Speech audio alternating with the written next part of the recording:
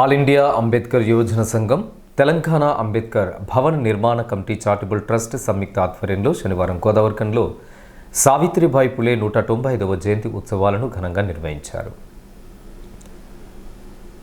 స్థానిక తెలంగాణ అంబేద్కర్ భవన నిర్మాణ కమిటీ చారిటబుల్ ట్రస్ట్ భవన్లో జరిగిన ఈ కార్యక్రమం సందర్భంగా trust chairman Nathari Rayamallu, convener Pulimohan, senior high court advocate Gorre Ramesh, all India Ambedkar యువజన సంఘం రాష్ట్ర వర్కింగ్ ప్రెసిడెంట్ బొంకూరి మధు, జాతీయ కార్యదర్శి కొంకటి లక్ష్మణ్, రాష్ట్ర ఉపాధ్యక్షులు మైస రాజేష్, కాంపల్లి సతీష్ తదితరులు సావిత్రిబాయి పులే చిత్రపటానికి పూలమాలలు వేసి ఘనంగా నివాళులర్పించారు.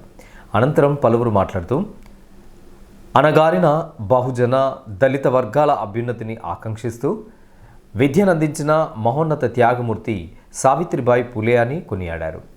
విద్యకు దూరంగా ఉన్న జాతులకు చదువు నేర్పించడంలో అనేక అవమానాలకు గురికావలసి వచ్చిందని అన్నారు. తన భర్త జ్యోతిరావు పులే సహకారంతో అన్ని వర్గాల ప్రజలకు, ప్రధానంగా మహిళలకు విద్యను నేర్పించడమే కాక సామాజిక సాంస్కృతిక మార్పు కోసం కృషి చేశారని చెప్పారు. సావిత్రిబాయి పులే ఆశయ సాధనకు ప్రతి ఒక్కరూ కృషి చేయాలని పిలుపునిచ్చారు.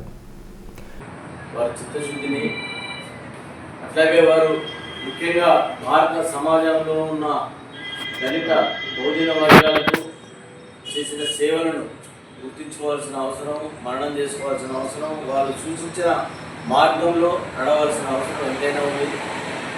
195 సంవత్సరాల క్రితం నుండే వాళ్ళు ఈ సమాజంలో ఉన్న కుల వ్యవస్థకు వ్యతిరేకంగా, అసమానతలకు వ్యతిరేకంగా, అణచివేతలకు వ్యతిరేకంగా, నిర్మానుష్యమైన పద్ధతులకు, కట్టుబాట్లకు వ్యతిరేకంగా ఎంతో ధీరోదత్తంగా పోరాడి అప్పటి కరడుగట్టిన హిందూ సాంప్రదాయాలకు వ్యతిరేకంగా ఈ దళిత భోజనాలను సపోర్టుగా జ్యోతిరావు పూలే వారి సతీమణి అయిన సావిత్రిబాయి పూలే పోరాడడం అనేది చాలా హర్షణీయం.